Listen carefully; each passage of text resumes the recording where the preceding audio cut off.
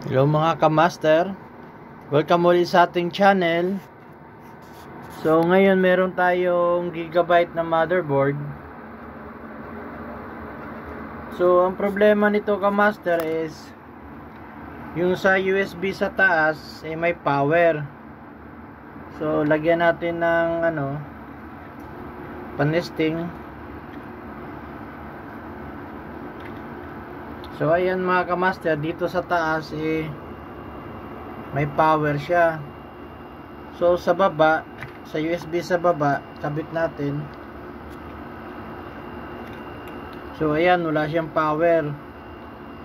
Kinabit natin yung USB sa baba, at lipat natin sa kabila. So wala siyang power. So ibalik natin sa taas. Yun, may ilaw siya. Lipat sa baba. Isang slot sa baba hindi siya nagpa-power.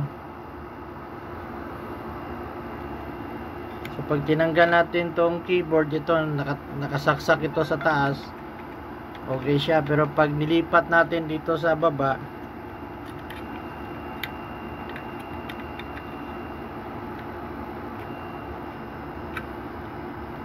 yun, wala siyang power. Hindi nagnanamlock yun kahit lipat natin sa taas. Yan. So wala talaga.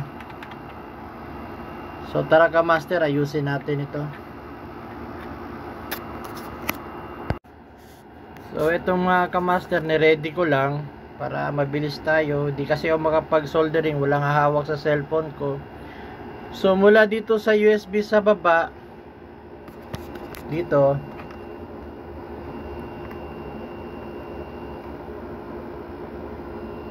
ito dapat may 5 volts tong dalawa. Ito wala walang lumalabas na 5 volts dito. Nagsisiro dito sa taas. Sa pinakataas yan, dalawa. Kasi dito sa baba puro negative na yan. So, sa pinakataas lang. So wala tong 5 volts na pumapasok dito. So kukuha tayo ng 5 volts dito sa USB sa baba. Kung mapapansin nyo, baliktad natin. Ito yung binali ko. Ito lang tatandaan nyo. Yung sa dulo lagi sa kanan, basta tandaan nyo lang ito, may bakante dito. Ito yung bakante nito, puro negative yan. Lahat yan negative. Pero pagdating sa dulo, itong dalawa positive yan. So puro 5 volts yan. Dyan tayo kukuha ngayon. Kasi USB din to yung nilalagay sa PC.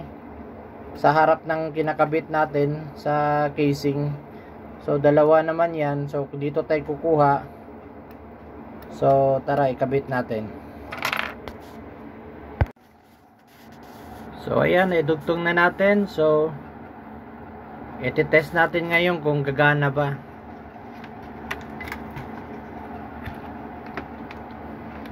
So ikabit natin tong panesting natin sa pinakababa.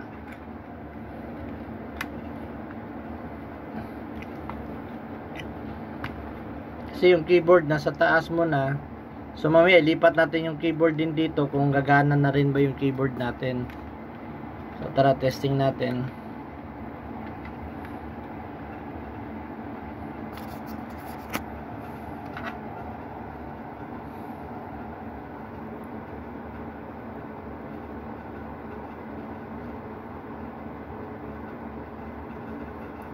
Para natin ay kabit yung power supply.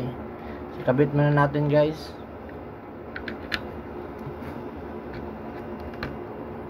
So yun, umilaw na siya.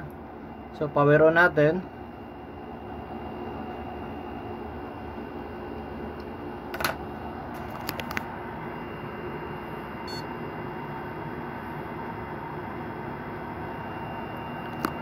So ayun, okay na siya. So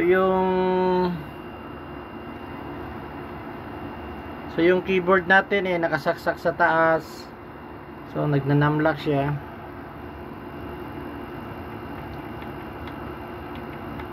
So yung keyboard ililipat natin sa baba kung gagana na ba siya.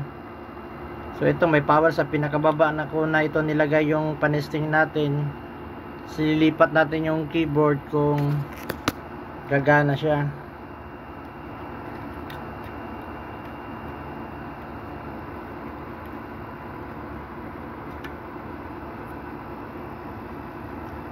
So ayun guys, gumana na. So napakadali lang.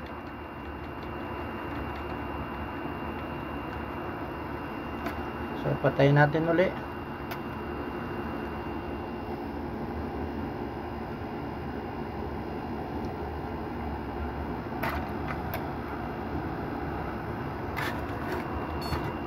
Okay lang guys. Okay.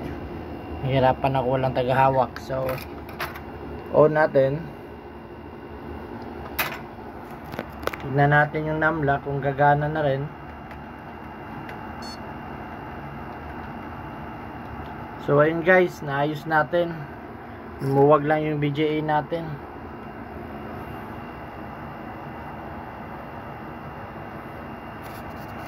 Start natin guys na ano yung signal.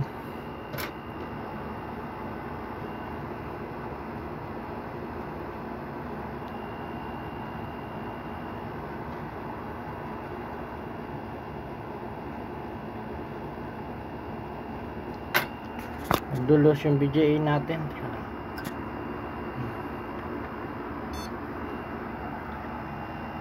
So ayun na guys,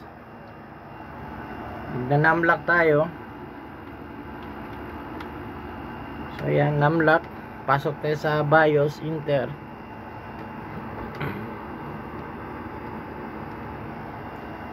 So ayun, okay na siya guys.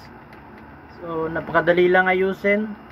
Magja-jumper lang tayo doon sa USB sa baba para magkaroon ng power yung nasa taas, yung nawala ng power. So hanggang sa muli guys, huwag kalimutang mag-like and subscribe sa ating channel para sa susunod pa nating mga video.